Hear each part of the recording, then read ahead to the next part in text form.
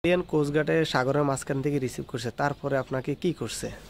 ভাই আমার এই ইটালিয়ান সাগরে রিসিভ করা ল্যাম্পোদোসা কোস্টগার্ড থেকে আমাদেরকে করছে, রিসিভ করার পর আমাদের এই যে ইটালিতে বলতে একটা ল্যাম্পোদোসার একটা নাম আছে, ওই জায়গায় একটা দ্বীপ আছে, দ্বীপের মাঝখানে আমাদেরকে রাখছিল সবাই। ওই জায়গায় প্রাথমিকভাবে কি করে? প্রাথমিকভাবে ভাই আমাদেরকে রিসিভ করার পর আমাদেরকে সবার যেহেতু শরীর অসুস্থ ছিল, যারা কেউ চুলকানি খাওয়ানি হয়েছে, তাদেরকে হয়তো ডাক্তার দেখাইছে ওই জায়গায়। আর যারা অনেক ক্ষুধার্ত ছিল, অসুস্থ ছিল, তাদেরকে খাবার খাওয়াইছে। আচ্ছা, তো ওই জায়গায় স্বাভাবিকভাবে আইএমএর যে তত্ত্বাবধান করে যারা রাখে, ওরা তো সবসময় ওই জায়গায় জামা কাপড় সবকিছু চেঞ্জ করা, ওই জায়গা থেকে কি বাংলাদেশে কথা বলা যায়? ভাই ওই জায়গা থেকে বাংলাদেশে কথা বলার মতন কোনো সিচুয়েশন থাকে না। তারা একটা কার্ড দেয়, তো আমাদেরকে দিছিল, তখন টেলিফোন সিস্টেম আসছিল, যে কোনো নাম্বারে ফোন দিতে পারবো। তো আমাদেরকে একটা 5 টাকা দামের একটা দেশে কার্ড দিছিল, তো ওই কার্ডটা দিয়ে আমরা ফোন দিতে পারিনি, তখন টেলিফোন বন্ধ ছিল। তো ওই জায়গায় কথা বলার মতো সিস্টেম আছে, সবসময় স্যাক্রিফাইস করে না, মানে ছাড়েন থাকে না। আচ্ছা, অনেকে প্রশ্ন করে ভাই গেম মানে কি, মানে গেম সম্পর্কে মানুষ জানে না। অনেকেই তো আমরা বলি যে গেম দিছি, গেম সম্পর্কে অনেকে জানে না। এটার ব্যাপারে আপনি কি জানেন? গেম মানে কি বোঝায়? গেম মানে কি বোঝায় ভাই, গেম বলতে কি, এটা গেম না তো, আমরা এক দেশের থেকে আরেক দেশে পাড়ি দেওয়া। এটাই মানে আমরা নৌকা দিয়ে যখন এক দেশে আরেক দেশে অবৈধভাবে যায়, এটাকে গেম বলা হয়। অনেকে হয়তো গেম জানে না, শুধু প্রশ্ন করেন ভাই গেম কিভাবে দেখ, গেম মানে কি। আচ্ছা, তো তারপরে ওই জায়গাতে আপনারা পরে কি করছে?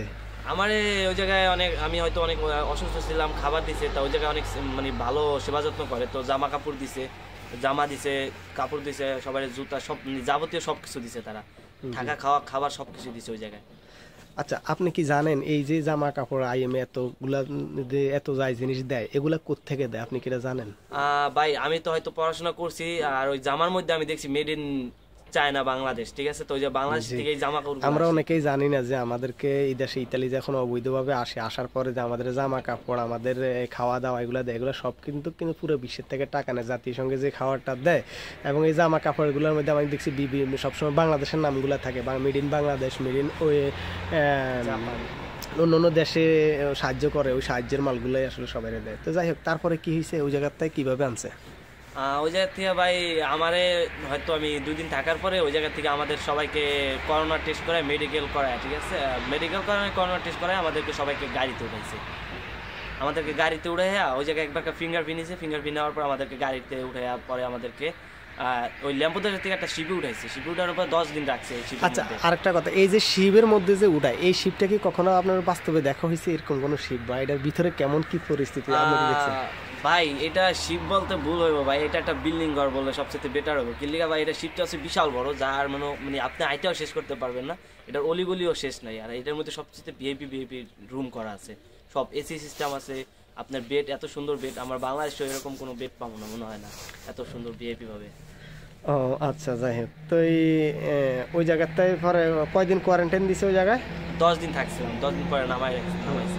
তারপরে ইয়া পর্যন্ত এখন যে জায়গায় আছেন এখান পর্যন্ত আনতে কি কি প্রতিক্রিয়া হয়েছে? মানে ওই জায়গায় কোনো জেলে বা অনেকে তো ভাবে পুলিশে ধরে নিয়ে যায়, পুলিশে ধরলে কোনো ক্ষতি করেনি, কোনো মারেনি, বা এই দেশের পুলিশ কেমন?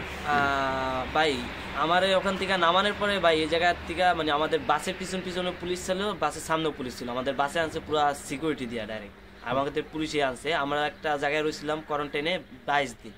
এটা হচ্ছে কটন শহর আছে একটা, কটন শহরে রাখছিল, এটা হচ্ছে সেনাবাহিনী ক্যাম্পে রাখছিল। তো অনেক লোক রাখে ওই জায়গায়, সব ক্যাম্প করা আছে, সবাইকে আইনে এনে রাখে। তো ওই জায়গায় সিস্টেম অনেক ভালো ছিল, ছোট ছোট ঘর ছিল, বক্স ঘর, ওইগুলোর মধ্যে সবকিছু ব্যবস্থা ছিল, এসি ছিল, সবকিছু ছিল। তো খাবার তারা দিয়া যেত হয় না। জি, তো আচ্ছা, আপনার টোটালে কত টাকা লাগছে ইতালি পর্যন্ত অবৈধভাবে আসতে? ভাই আল্লাহর রহমতে আমার বেশি টাকা যায় নাই, 9 লক্ষ টাকা গেছে। আর কিছু কিছু লোকেরও কিরকম আছে যে তারা 10 লক্ষ, 15 লক্ষ, 20 লক্ষ এরকমও যায় ভাই, যতবার ধরা খায় ততবারই টাকা বেশি যায়। আচ্ছা, তো আপনি কি মনে করেন এই অবৈধ পথে কোনো লোক আসা এটা কি ঠিক? ভাই এখন আমি তো আইছি, এখন আমি চাই মানুষে আসুক, তারপর চাই না যে যারা হয়তো অনেক ঠেকে আছেন ভাই, তারপর এটা বুঝে শুনে হিসাব করে তারপর আসা উচিত ভাই। এটা হলো জীবন মরণের খেলা, এই রিস্ক পথে কেউ হয়তো জীবনে যদি মায়া দেওয়া না থাকে তাহলে এই পথে আসা উচিত। যার একবারে বিপদে পড়া যান তারা অবশ্যই আসা উচিত, আর যারা বিপদে না পড়ছেন তারা হয়তো একভাবে না একভাবে ব্যবস্থা করে আপনার এই দেশে ঢোকার চেষ্টা করলে, ইচ্ছা থাকলে একভাবে না একভাবে ব্যবস্থা করে আসবেন, বৈধভাবে আসবেন। জি, আর এই আচ্ছা ভাই, তো এই জায়গায় যে আনছে, এই জায়গায় যে ক্যাম্পে রাখছে, অনেকে ক্যাম্প বুঝে না, ক্যাম্প মানে কি এটার একটু যদি বর্ণনা দিতেন, বা এই জায়গায় আপনার কি খাওয়ার দাওয়ার দেয়, কি সুযোগ সুবিধা দিচ্ছে এই এখন বর্তমানে যে জায়গায় আছেন? ভাই ক্যাম্প বলতে কি বুঝে এটা ভুল ধারণা, এটা একটা ক্যাম্প না। ক্যাম্প হচ্ছে একটা ধরনের প্রশাসনের একটা ক্যাম্প করে, ওইটাকে ক্যাম্প বলে। কিন্তু এটা ক্যাম্প না, এটা হচ্ছে আপনার আশ্রয় ক্যাম্প। আপনারা হয়তো বিপদে পড়ে গেছেন, তাই আপনারা এদেশের সরকার আপনাকে আশ্রয় দেওয়ার জন্য আপনাদেরকে একটা বাসায় রাখছে, এমনকি নির্ধারিতভাবে আপনাদেরকে একটা গার্জিয়ান দিছে, গার্জিয়ানের হাতে রাখা দিছে আপনাদেরকে। হয়তো থাকা খাওয়া খরচ, জামা কাপড়, যাবতীয় সব এদেশের সরকার থেকে পাওয়া যায়। তো আচ্ছা, প্রতি মাসে যে একটা পকেট খরচ কত টাকা দেয় এই জায়গায় এই দেশের সরকার? ভাই এদেশে পকেট খরচ বলতে 75 টাকা দেয়। এক এক ক্যাম্পে এক এক সিস্টেম দেয়। বাম্বিনো আছে, শিবানী আছে, এক এক ক্যাম্পে এক এক সিস্টেম। কিন্তু এই ক্যাম্পে সবচেয়ে সুযোগ সুবিধা ভালো পাইছে আল্লাহর রহমতে। না, ফ্রান্সে অনেকেই জানে, ফ্রান্সের মধ্যে 450 টাকা দেয়, 450 ইউরো বা প্রায় বাংলা 40,000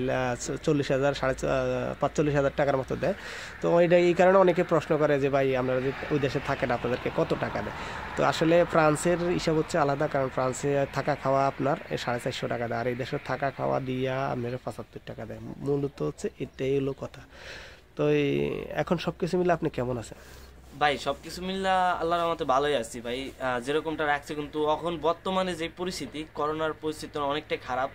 আর এই সময় এখন মনে করেন যে কোনোভাবে মানে এখন হয়তো যতটুকু ভালো আছে আল্লাহর রহমতে ভালোই রাখছে।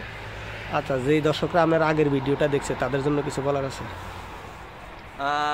যেই দর্শকরা আমার আগে ভিডিওটা দেখছে তার কিছু বলার আছে যে, যেহেতু আমার ভিডিও দেখছেন ভাই, তো এই নেক্সট টাইম আরেকটা ভিডিও আপলোড দিতেছি, অবশ্যই আমার ভিডিওটা দেখবেন। আর যদি নেক্সট টাইম কোনো কিছু বলার থাকে বা জানার থাকে, অবশ্যই আমাকে লাইক কমেন্টে জানাবেন। একটা লাইক করবেন, কমেন্ট করবেন, আর যে এই ভিডিওটা সবাইকে শেয়ার করে দিবেন ভাই। হয়তো আমি ভিডিও করতে মানে করি না, মেবি আমার ভাই তো জিজ্ঞাসা করছে তাই ভিডিও করছি, হয়তো যা কিছু জানার থাকে অবশ্যই আমার ভিডিওটা শেয়ার করবেন। ওকে, ধন্যবাদ ভাই।